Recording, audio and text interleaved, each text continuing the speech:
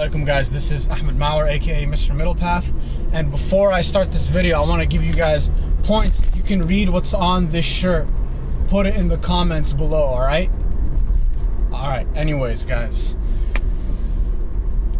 update Friday vlog. I'm deciding that on Friday I'm going to upload a vlog, inshallah, update for what's going on, not just in my life, probably not in my life because it doesn't matter, but what I'm doing with the channel and what new videos I'm thinking of doing.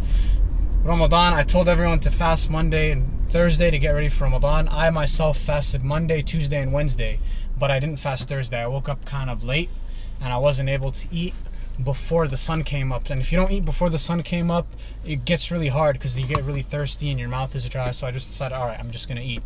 So anyways guys, while I'm on the way to the gym to becoming Mr. Buff Path, I wanted to tell you guys a little update. I've been working on a new playlist on, I'm going to surprise you. I'm not going to tell you guys what the playlist is about, but inshallah you guys are going to enjoy it. So a few more days, halfway done with that. And I want to share with you guys a little story that happened with me. So I have a friend who's an atheist, and he's a cool dude, right? He's a bodybuilder. So me and him get along because since he's a bodybuilder, he doesn't smoke weed, he doesn't drink alcohol, he doesn't party, he doesn't do anything that as a Muslim you shouldn't be doing anyways. So his work ethic and his goals are admirable, and he likes the fact that I'm dedicated as well, and he perceives me as not being a young punk since he's older than me. So anyways, we get along. We were chilling one day and he starts talking to me about how, and he's not a know-it-all atheist either. I don't like the arrogant people, no matter what background they are. You know, you have those know-it-alls that just, that bothers me. Anyways guys, so he was having a discussion with me, and somehow the topic of interest came up, right? And he was saying, oh, now that you have a job, you should save in 401k or blah, blah, blah. And I don't even know if 401k involves interest or not. But he apparently has Muslim friends who may or may not be practicing, but he didn't know. So he said, when I told him, yo, Muslims, we don't do interest. That's like one of the biggest taboos in Islam, in Islamic law, is interest. We don't use it whatsoever. And he's like, nah, man, what are you talking about? Yeah, you guys can. You guys can use interest. And I was like, no, we can't. We don't use interest. He's like, so how do you save your money? Because if you're living here in America and you save your money, inflation devalues your dollar. And if you work really hard, you still are not going to be successful because you have to make your dollars work for you. And that's where interest comes in. And then I told him, in Islam, we're allowed to invest, right? So essentially, like, if I invest in a business and the business's profits become, the business increases its value by becoming more profitable or increasing its business share, then I win because my value of my investment goes up, and when I cash in on my investment, I cash in more than what I spent. And he was like, it's the same thing. And I was like, no, it's not the same thing. And that's when it hit me. I was like, wow, you know, like, the Quran says exactly that. And if you guys aren't Muslim, bear with me. I'll put the link to the verse in the comments. But the Quran says exactly, it says, they will say that interest and business are the same thing, but they are not the same thing. And I can't remember the exact verse off the top of my head, but I just remember it was like, wow. I mean, exactly what the Quran said people would say is what people say. Oh, interest and business is the same thing. Interest and investment is the same thing, and they're not the same thing whatsoever. And I basically explained to him, like, in a quote-unquote Islamic banking system, and there is no Islamic banks today, man. I don't believe it. I think that they're just kind of using it as a marketing gimmick to get Muslims to take their loans, and they use some kind of loophole, say, oh, it's not really interest, but it actually is, you know. Just like how nowadays you have a lot of people saying that their meat halal, but some of them might, but a lot of them don't, you know.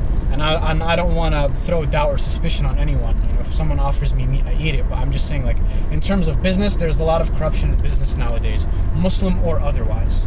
So I told him, in a quote-unquote Islamic banking system or an Islamic economy, if I wanted to get a loan or a sum of money for my house, I would go to the bank or the financial institution, and I would tell them I need to buy a house or I need to buy this, give me some money. And they wouldn't give me a loan.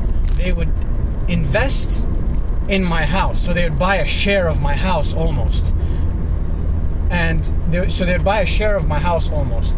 and I would have to buy it back in the future. And the positive thing of that in the Muslim economy is that this forces the bank or whatever financial institution to invest wisely. So here in America, we've had a series of financial disasters simply because banks are offering money to people who are unable to pay it back, and they know that they're unable to pay it back, but they just give out loans. Here you go, here you go, here you go. So someone's always losing.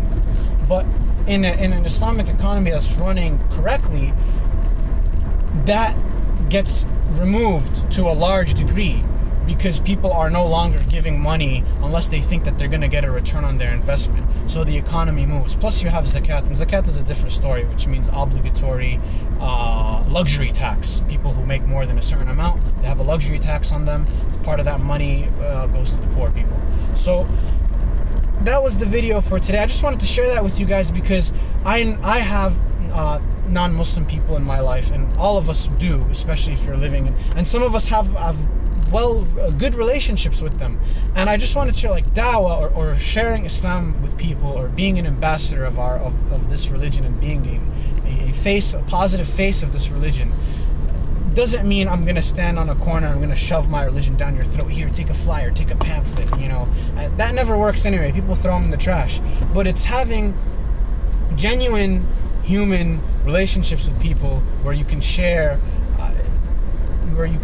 what you believe in with people in a way that they'll understand it and accept it, even if they don't necessarily agree with it, right?